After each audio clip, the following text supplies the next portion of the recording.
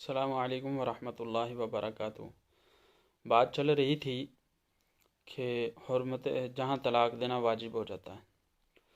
تو پچھلی میں نے ویڈیو میں آپ حضرات کے سامنے رکھا کہ بیوی کی ماں کے ساتھ یا اس کی پہلے خامد سے اولاد کے ساتھ کوئی زیادتی کر دی تو اس سے بیوی دائمی طور پہ حرام ہو جائے گی، اور اسی طرح اگر کسی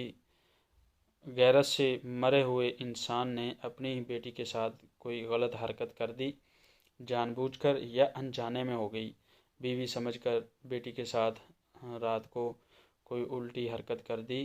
اتنی الٹی حرکت بس ہو جائے کہ جس سے انسان شہوت میں آ جائے، تو بیوی دائمی طور پہ حرام، اس کو طلاق دینا واجب ہو جاتا ہے۔ اور اسی طرح اگر اپنے بیٹے کی بیوی کے ساتھ ایسی کوئی حرکت کر دی تو اس سے بھی بیٹے کے لیے اپنی بیوی کو طلاق دینا واجب ہو جاتا ہے، جب بیٹا اپنی اس باپ کی اس حرکت کی تصدیق کر دے کہ ہاں یہ انہوں نے میرے والد صاحب نے اس طرح کیا ہے، تو اس طرح کرنے سے اس کی بھی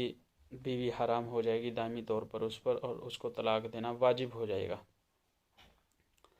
اور اسی طرح اگر یعنی کہ کسی سے نکاح کر لیا تو نکاح ہی کرنے سے اس کی ماں، اس کی دادی، پھوپھو وغیرہ یہ ساری ابدی طور پر حرام ہو جاتی ہے، چاہے دخول کرے یا دخول نہ کیا ہو، دائمی طور پر وہ حرام ہو جاتی ہے۔ اور حرمت مظاہرہ کی میں حد آپ کو بتا دوں کہ یہ کب ثابت ہوتی ہے۔ اپنی ساس کو ننگا دیکھ لیا مثال کے طور پر، اور اس سے شہوت بھڑک گئی داماد کی، تو تب بھی یہ حرمت مظاہرہ ثابت ہو جائے گی۔ اور اسی طرح اس کی ننگا دیکھنے سے مراد اس کی شرمگاہ کو ننگا دیکھنا ہے، جس سے اس کی شہوت بھڑک اٹھے،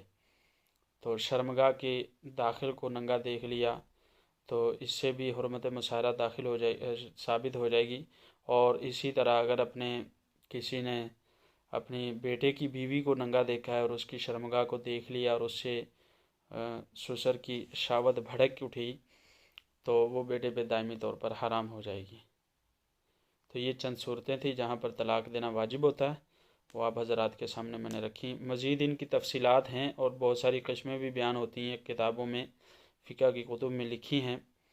وقت کے ساتھ ساتھ انشاءاللہ العزیز آپ حضرات کے سامنے رکھیں گے۔ اب تک کے لیے اتنا ہی، اللہ حافظ، السلام علیکم ورحمۃ اللہ وبرکاتہ۔